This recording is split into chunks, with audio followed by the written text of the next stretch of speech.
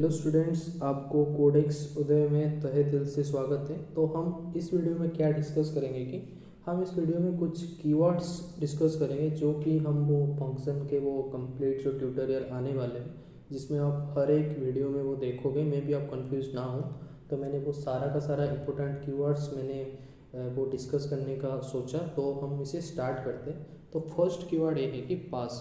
सो पास होता क्या है?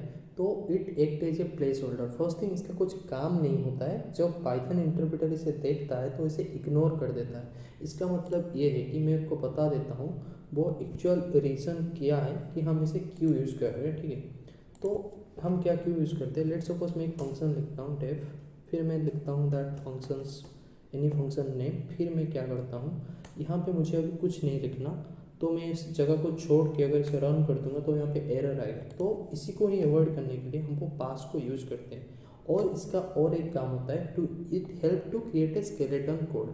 यही कोड को भी स्केलेटन कोड कहा जाता है, जिस कोड में कुछ फंक्शनैलिटी नहीं रहता है, तो इसे भी ना स्केलेटन कोड कहा जाता है। तो it help us to create a skeleton code also. जब हम इस फंक्शन को कॉल करेंगे तो ये कुछ देगा ही नहीं है आपको वैल्यू, तो इसे भी बोलते हैं स्केलेटन कोड, जहाँ पे फंक्शन कॉल होने के बाद भी आपको कुछ आउटपुट नहीं मिल रहा है। तो पास का काम यही होता है। तो it act is a place holder. Okay, फिर हम देखेंगे रिटर्न क्या होता है। सो बेसिकली रिटर्न क्या होता है ना, हमें एक करंट एग्जीक्यूटिंग फंक्शन से ये बाहर निकाल देता है। बाहर क्यों निकाल देता है? तो इसका एक्चुअल मेन कंसेप्ट है to use a function we are basically using that return keyword. Okay, तो लेट सपोज मैं एक फंक्शन बनाता हूँ डेफ, फिर मैं फंक्शन का नाम देता हूँ let it function name is function. फिर मैं क्या करता हूँ, यहाँ पे लेट सपोज मैं प्रिंट करना चाहता हूँ लेट इट बी कोडेक्स होता है। फिर मैं चाहता हूँ ये रिटर्न करे। क्या रिटर्न करे? लेट सपोज मैं एक वैल्यू, कुछ भी एक वैल्यू लिख लेता हूँ let it be value is equal to 90। मैं चाहता हूँ कि ये फंक्शन कोई भी अगर कॉल करे तो कोडेक्स उदय प्रिंट हो, उसके बाद उसका वैल्यू 90 पे प्रिंट हो। तो मैं रिटर्न वैल्यू कर देता हूँ। तो जब मैं उसे रन कर, अभी जब मैं इसमें एंटर नहीं मारूंगा, देखो वो फंक्शन से आपको बाहर निकाल दिया कर्सर को। ठीक है, अगर यहाँ पे कुछ एंटर मारता हूँ, देखो खुद आप इंडेंट के अंदर ही हो।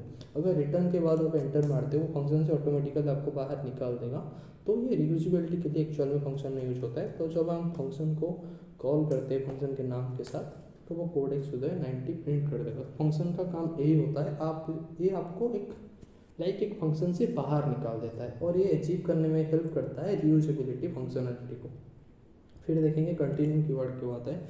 लेट सपोज मैं एक फॉर लूप चलाता हूँ फॉर आई इन रेंज।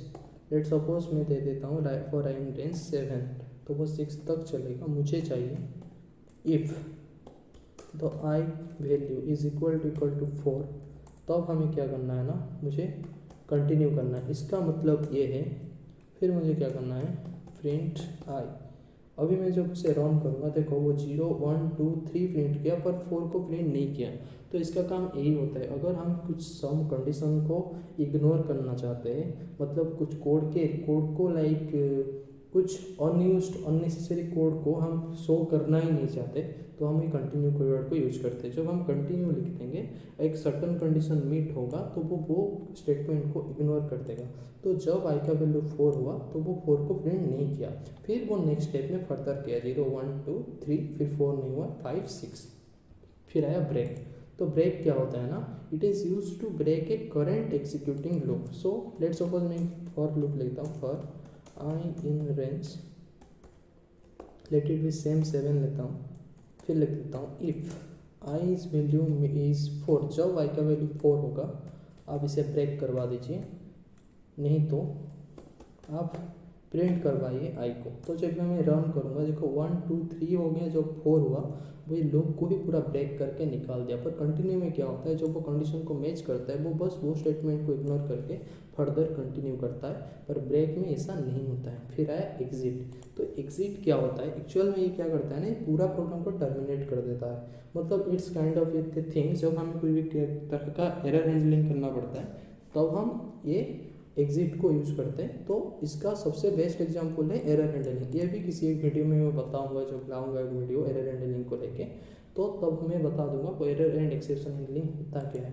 तो इसमें क्या होता है, अगर मैं एक लूप चलाता हूँ for I in range let suppose मैं लिखता हूँ for is I in range let it be 6.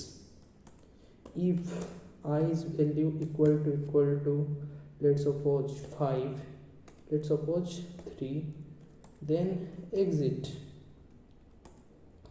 otherwise just print the I.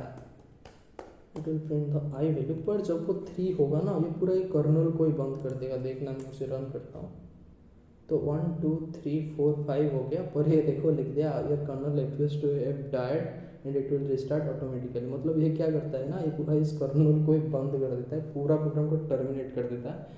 तो इसका यूज यही होता है.